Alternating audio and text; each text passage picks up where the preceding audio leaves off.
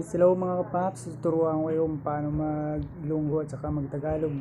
Sa mga hindi pa marunong mag-Tagalog at sa mga hindi pa marunong mag-Ilonggo, tuturuan ko kayo mga kapaps. So mga kapaps, umpisaan ko na mga kapaps. So sa Tagalog pa mga kapaps, kain. Yung tawag sa amin yung kain sa Ilonggo, kaon. Sa Tagalog, kain. Sa Ilonggo, kaon. So ito naman mga kapaps, mahal kita sa Tagalog. Yan ang sabi, mahal kita. Pero kapag sa Ilonggo na, palangga ta ka. Palangga ta ka. Pag sa Tagalog, yung palangga, mahal kita. At saka ito naman mga kapaps, ayoko sa'yo. Ayoko sa'yo. Sa Ilonggo mga kapaps, hindi na ako sa imo.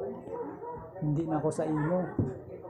Sa Tagalog, ayoko sa'yo. Ayoko sa'yo. Pero sa Ilonggo mga kapaps, hindi na ako sa imo. Hindi na ako sa imo.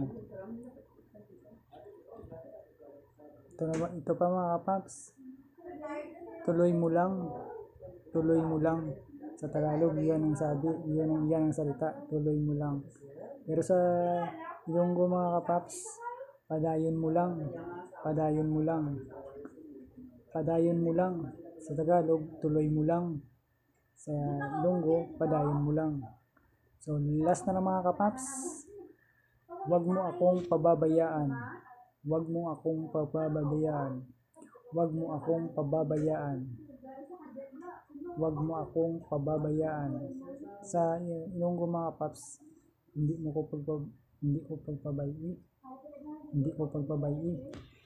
Mga kapaps.